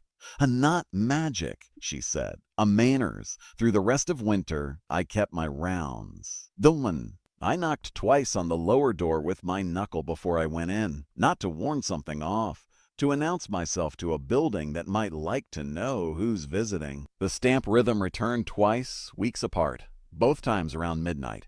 Both times soft enough to let me choose to pretend I'd imagined it. Once, as if to correct our story, I heard the hymn again. 4 notes, then a pause, then 4. A nearer, my God, to thee, the tune that belongs to men whose work balanced over voids and to ships sliding under black water. The red ribbon fluttered in a dead room with no draft. Twice. Like a hello. In spring when the roots blue came up and the ice got punky, the Park Service crew walked the mill with a clipboard and I signed the season over. I kept the ring habit, tap metal before I touch it, even back home, even on my own truck. I've never told this to make the mill into a circus. It doesn't need help. The long stairs, the chutes, the drum, it's all honest. It's a machine with a heart that stopped beating before my grandparents met. Sometimes the body remembers its last strong rhythm. Sometimes it remembers you. People ask if I went back the next winter. I did. Work is work. The second night of the first storm, I stood under the mill and listened. All the noise was wind then, nothing else. I said, "We're coming in," hand on the door, and the ribbon lifted and lay back down like a cat settling. Maybe the building breathed. Maybe I did. Either way, I took the steps slow. I don't lean over a chute lip. I don't stand where square heels stand. And if the hoist drum mirror shows me a face ahead of mine by a fraction, I keep my hands where they belong and my ring quiet. Some machines belong to their last night, and some nights, if a hand takes your collar and pulls you back, you think it out loud and you step away. For 2 years, I was a radar tech at the Cape Lisburne Long Range Radar Site, that Air Force outpost near the tip of the Lisburne Peninsula that keeps watch over a piece of sky nobody but us and the occasional storm cares about. The Chukchi throws weather like fists, and the radome on top of the hill looks like a golf ball the gods tee off from when they're bored. Nights were a storm you sat inside. The building hummed like an old cat. Diesels in the plant room purring, air systems breathing, the consoling, constant sweep click of the scope. You get used to the through breath. The way the green trace comes around, paints the circle, and there's nothing. Nothing, nothing, nothing. That nothing is your paycheck. You want to see fuel tankers on their way to Deadhorse at altitude and commercial flights on their published tracks. You don't want to see anything at 0 range and 0 altitude. That means your equipment is lying or the world isn't what it should be. The night this happened, the wind had gone from 70 to 60 knots. A mercy, and the generator's micro misfire had finally stabilized. The facility smelled like hot glycol and plastic. My watch was me and Mike Wire Wizard, electrical tragic, friend, and whoever gave the awos its flat voice, 013. The scope painted a return dead center, 0 range, 0 altitude. A clean, solid pip bright as a tooth. You can't have a target on top of yourself. You tell yourself it's ground clutter. You tap the screen because you're your grandfather fixing a TV. You log it because you log everything. The OWO said in its dignified monotone, Lisburn, this is Polar 10 requesting beacon. Like a ghost reading a prayer. We don't handle aircraft. We watch for the things that aren't supposed to be there. I leaned in, breath fogging the ear cup of the headset, and waited for the next sweep. The pip stayed. It wasn't frozen. It repainted like a thing. Mike, I called down the hall, not wanting to take my eyes off the scope. Oh, you see anything cute on the E2? On the E2, he called back that everything looked normal, and if this was me pranking him at 3 a.m. He was going to throw me into the snow. He's funny when he's scared. He initiated a self-test. The set checked out fine. The dot remained. The Alvos repeated the call with machine patience. We strapped on parkas and went up to the dome, because when a machine behaves wrong, you go touch it. Outside was a horizontal line of moving frozen air that stung through thick eyebrows. Snow fell inside the wind like little bullets. It found its way up your sleeves and into your morals. The radome door latch was unseated by a thumb width. It shouldn't have. We latch because 60 knots will make a religion out of a small mistake. Inside the dome, the air had that charged feel storm nights give buildings, hair prickly under your hat. The dish, an FPS 117, but we just called it the dish rotated like it does, deliberate, a heartbeat you could walk in time with. The strobe was wrong by half a hiccup at the same point in each revolution. I looked at Mike across the droning noise and saw my own unsettled face in the curve of his goggles. He mouthed, "This is fine," which is how men say everything is not fine. When the dish swung past us, I caught motion behind it. There's no behind it. There is space, the skeletal ribs of the dome, and storm shoving the world around. A man stood there, crisp where the rest of the world smeared, flight suit, old style, broad collar, a patch I couldn't fix into a squadron in my head. He held a helmet under one arm and the other hand hung lazy, 2 fingers half curled in a kind of gesture a pilot uses when he's about to light a cigarette. His edges looked like heat through glass, not how heat looks. How memory looks when you put your hand on it. You can see anything for a second. You cannot feel the cold that fell over my shoulders like someone had thrown a coat on me from behind. Not outside cold. The pressure kind, the kind that makes air feel thick as milk. I moved because something in the posture of that figure said, "Go to the control cabinet." The cabinet's face glowed with the dial's green numerals. Numbers were familiar and wrong, half a step sideways from where they should be, as if someone the world had bumped them. I lifted my hand, the glove leather squeaking. The breaker handle's black plastic had more shine than it should. The Awos didn't speak this time. The room spoke. Turn me home. Not through the speaker, through the grain of the plywood under my glove, through the glass of the gauge. I set my fingers on the breaker. My fingertips went numb like I'd pressed them into snow long enough to burn. "Oh, don't!" Mike shouted from 10 feet away, his voice bent by machinery. Because he's an electrician first, a man second, and nobody touches a live box unless you have to. He could not see what I saw, the man in the flight suit in my peripheral vision raising his eyebrows like a joke with no humor in it and tilting his chin toward the switch. Trust me. "A Polar 10? Lisburn," the Awos said in that flat effect. Awos does not answer calls. Turn me home," the dome said again. The dish hiccuped its strobe, and the scope in my head showed a pip stacked exactly over our cross. The green trace came around. The white outside groaned.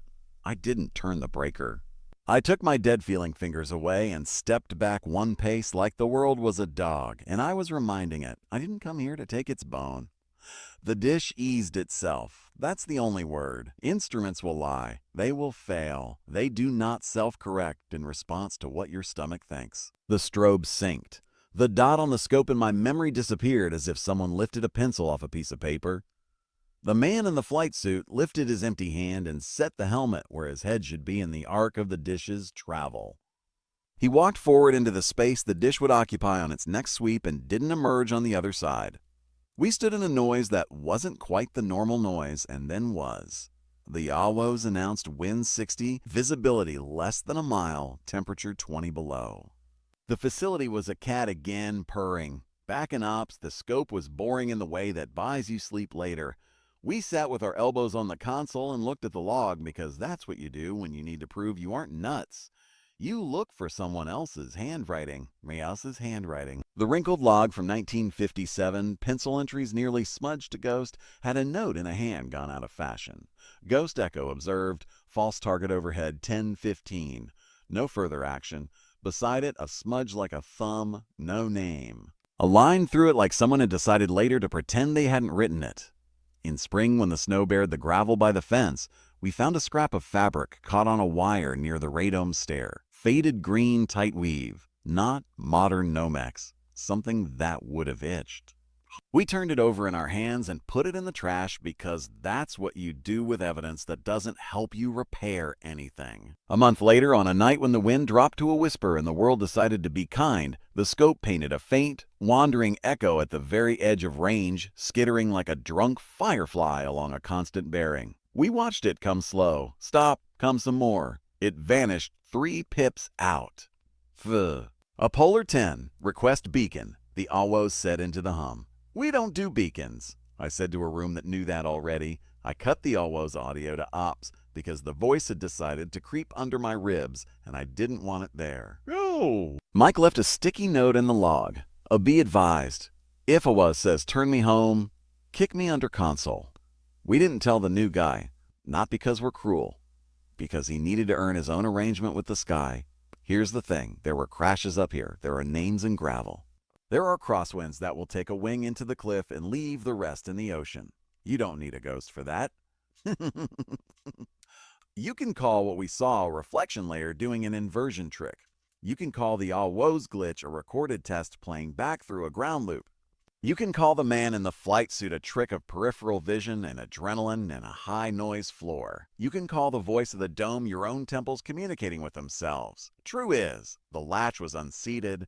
True is, the dish hiccuped and then stopped. True is, the pip sat on our own cross and then was gone. True is, we found a log from 1957 with handwriting older than my father that said someone else had seen a thing they weren't supposed to see and had the courage to write it down. On the nights after, when the trace comes around and paints nothing like it should, I look up at the radome through the little ops window and imagine a man with an old patch standing easy behind the dish, one hand holding a helmet by the chin guard.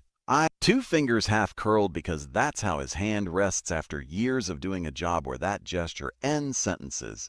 If he asks me to turn him home, I won't touch the breaker. I will stand there with my live hand in my pocket and let the dish be smarter than me. I will log what I see and not draw a line through it later. You don't answer ghost calls on VHF. You don't give the sky a switch, you check your latches. You make sure the AWOS can say wind and temp and nothing else. Then you sit and you listen to the purr and the sweep and the nothings that belong to you. If a dot appears over your own cross, you breathe once, and you wait to see if the world will right itself without your hand. Often, it will. If it doesn't, you log. Some echoes belong to the place and some voices belong to the dome and some requests you decline out of respect. I did 8 years as night watch on the MV Matanuska, running the inside passage between Bellingham and Southeast. If you've never stood on a ferry at 3 a.m. in the Tongass Narrows with fog piled like wet wool around you, you don't know what it's like to feel sound before you hear it. The water and the forest make a bowl the dark pours into. Every bell ding and gull cry seems to come from your own chest. The crew has stories. Hatch bolts unscrewing themselves. Whales surfacing too close and rolling an eye at you like a judgment. Lights moving in the trees like campfires that weren't there. And then there are the things the old-timers talk about only after coffee hits a certain level. They use the word akushtaka, not like a punchline, but like a warning, and you listen whether you think you believe or not. The caution wasn't a don't be afraid. It was a don't follow sounds that shouldn't be at sea. We were southbound on a shoulder season run. The fog was a heavy cloth. You could hear it sliding down the deckhouse walls when the ship's own movement pushed it. The bridge was on its business, horn at prescribed intervals, speed for safety, eyes on radar. Deck quiet, two of us on rounds. Somewhere too close, a boy bell dinged like a sleepwalker tapping a glass to see if it's real. Then we heard a baby cry. If the ocean has a worst joke, that's it.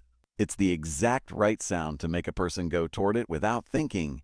You don't weigh the pros and cons of physics. You move because that's a command baked into bones. It came from starboard, about midship, muffled in the fog, small and wet and futile. It hit me in the chest the way grief does, an ache under sternum. I looked at my partner, Eli, his face tilted toward the sound like a dog's. The cry came again, closer or farther. It's hard to tell in fog because fog lies. A ring, Eli said, and my hands had already pulled one off its bracket and pitched it. The ring arced and vanished like a shot into a mattress. The line hissed through my gloves. The cry hiccuped and changed. Human crying has edges. This came smooth, just a tone that pretended to break, like someone doing an impression of a baby after hearing one once. There was weight on the line a second later. Pull, not snag. We hauled. A hand surfaced, narrow and pale, fingers long, nails nicked like a thing that lives on rocks. It grabbed the line with a suddenness that had hunger in it. We hauled more. A shape rose through fog, the wrong color. Dark light, like water that wants to be night even when light brushes it. A woman broke surface. Hair streaming like kelp, face too still. She didn't sputter the way air-starved bodies do. She breathed in and the sound wasn't air. It was a small laugh that turned corners I didn't know sound had. We dropped the Jacob's ladder and made the move you make for a person who might not be strong enough to climb. She came up it wrong, too smooth, hands too narrow, bare feet where there should be a shout of pain, and there wasn't. When she got over the rail, she set her palms on deck and left puddles that steamed. The night was cool enough to chill you to the bone, not enough to make water steam. The smell of the steam was tidal, a rotten sweetness of kelp and fish belly and sun-baked plank. It hit the back of my throat and made my eyes water. Up close, her skin looked like water looks if you could make it hold a shape. Surface tension stretched over a curve. Not wet, exactly. Not dry. Not dry. Her eyes were dark and round, and when she blinked, the lids met wrong, sideways and then the right way as if fixing itself. Her mouth smiled the way a shark's might if a shark could be entertained by a bad idea. If you've seen an otter up close, you know they have a look like mischief. This was not that. This was hunger pretending to be gratitude. Eli reached to touch her arm because we are human and we make contact to make the world solid. She put her hand over his glove with a speed that startled me. The squeeze he got would have crumbled ice. He made a sound that went all the way into quiet and then came out as a gasp. He pulled. She held. She held. A tiny mean part of my brain, the survival bit that doesn't care if I like it, thought, she is deciding whether he goes with her. The baby's cry came again from nowhere, everywhere. She turned her head toward the sound like a fox that hears a mouse under snow. In that split fraction of distraction, Eli yanked his hand back and staggered. His glove came away with a tuft of coarse dark hair stuck in the seam where her fingers had pinched it. Not human hair. Not fur. Not exactly not either. He flung the glove and cursed in a three-language braid that told me he was scared for real, not acting for the fun of it. Aback, I said, and I'm not embarrassed to tell you I sounded like a dog handler calling a dangerous animal off a curious dog. I pulled the little bone charm from under my jacket collar. The one at Thlinget deckhand, George, had carved my first year. It's not the thing he told me, handing it over on a fog morning back then. It's that you remember to keep something. The charm was smooth with my thumb from years of worrying it into belief. I held it out like a talisman. Maybe it was. The woman laughed again, softer. She set her palm flat on the deck, and for half a blink the steel dimpled the way skin does where a hand rests. The light, or lack of it, slid over her shoulder and showed me something under her hair that was not a shoulder blade, not anything human. She watched me the way a seal watches a halibut jig, amused, not impressed. Then she moved over the rail with a speed that wasn't respectful. She didn't jump so much as tilt and slide. The fog closed behind her. The boy bell dinged again, shy now. The crying stopped as if the record needle lifted. We stood with the ring line slack at our feet and the ladder swaying in the ship's tiny constant motion. My knees were suddenly interested in supporting me again. Eli peeled off the glove the wet hair stuck to with a face like a kid who just touched an eel. The hair smelled like the belly of a wet dog that slept in kelp. He kicked the glove toward the scupper with his heel, and it went greatward in a way that looked like it was making its own decisions. "I'll log it," he said, voice torn between rough and too soft. We logged. 8-person overboard drill. We wrote in the polite script the Coast Guard likes. A ring thrown and recovered. No mention of steaming puddles. No mention of anvils of pressure in the sternum when she looked at you. No mention of the charm. Before dawn, the charm cracked. No ceremony. Just 2 pieces in my palm where a whole thing had been a minute earlier. George, the deckhand who'd given it to me, turned it over and clicked his tongue like disappointed grandfathers. "That's fine," he said. "It means you remembered you were carrying it." He handed me a curl of copper wire from an electrical locker. This copper likes water. Water respects copper. Sometimes. I threaded it through the break and twisted. It looked dumb and desperate. I kept it under my collar anyway, because desperation has kept more men alive than pride. The afters were small and mean. 2 nights later, in Lynn Canal with fog tolerable and the ship moving like a civilized thing, we heard the crying again. Starboard this time, then port, then stern, where the deck meets a black the lights don't touch. I stood centerline and counted my heartbeats. Eli stood the other side with both hands in his pockets like he might handcuff himself to the ship. We didn't throw a ring. The fog pulled itself across the deck and made small fingers on the rail where nothing had touched. Condensation leaving 5 marks too close together to be human. When I wiped them, the water streaked like oil. Once, at docking in Ketchikan at 2 a.m., we came alongside and a woman on the public deck asked me if we ever saw seals climb up. "Only in stories," I said. She held her baby a little closer and asked if the fog was always that loud. I told her it was the trees talking back to the ship's horn. She laughed like she believed me because she needed to. This is how it changed me. I never go to the rail for a baby's cry, ever. We instituted a quiet policy among night watch that wasn't in any manual. You don't go alone. You don't throw gear unless you see somebody. Not here. You tie a line around your own waist if you must go leeward in thick fog, and somebody keeps that line with 2 hands and a knife. The ring stations got extra coils. We kept 1 ring painted with a stripe nobody liked to pick up because men make their own superstitions, and sometimes that's useful. Once, anchored in a cove that has a name basically meaning place where stories happen, the buoy bell dings lifted in calm, no fog, no wind. The sound traced the deck in a circle like a child running the perimeter of a room with a wooden spoon. On the starboard stern, by the scupper where Ela's glove had gone, we found wet footprints no bigger than a child's. They ran 2 feet along the rail and stopped. The deck plates were warmer there, and the steel sweated like something had just climbed out of itself. I replaced the bone charm. I didn't ask George to make me one. He made it anyway, handed it over without words, and I threaded it on the copper wire. The cracked one now, a spare in my locker, magneted to the inside wall like a small lucky thing you don't show off. On fog nights, I kept it under my collar and touched it with my thumb when the bell dinged, not because I believe bone and copper stop anything, because I believe it kept me from thinking I could stop anything. Keeping to the center line is a kind of faith all its own. You can call her a seal out of water. You can say cold makes people see patterns where none are. You can say we lied, that men tell tall tales when the world wraps itself in a blanket and you can't see where you're going. Believe this instead. A night watch is there to keep the ship between the water and everything else. Sometimes the water reaches and asks for a trade. Sometimes the way you keep both hands on your own life is to refuse the deal. When the fog comes thick and the bell dings like someone tapping glass, I keep to center. I count to 20 between horns low moan. I do not answer crying. I carry a charm even if it's nothing but bone and copper and hope. If I hear laughter, that isn't crew. I put my back to steel and keep my palms open where I can see them. I log drills. I hang the ladder. I coil the line. I check that the rings glow in my headlamp because the glow makes me feel like something I can hold will help.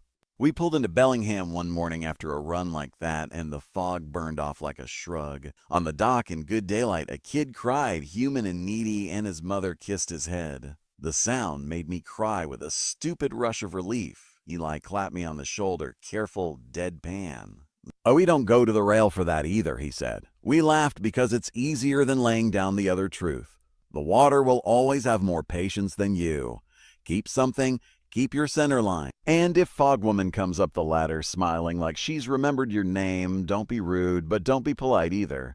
Welcome back to Untold Fear. We've spent the night in Alaska's loneliest hours, with troopers on the haul road, operators on the pipeline, cannery hands in the cold box, nurses under the aurora, plow drivers on the shelf, caretakers in dead mills, radar techs at the edge of the world, and watchmen on the darkest waters. If these 8 true night shift encounters left you watching your doorway a little longer, subscribe and tap the bell so you don't miss the next descent into those haunted Alaskan hours. Drop your own experiences in the comments. Deckhands, drivers, techs, nurses, we read them all. Like the video if you want more from America's coldest corners. And remember, after midnight in Alaska, the dark isn't empty, it's listening.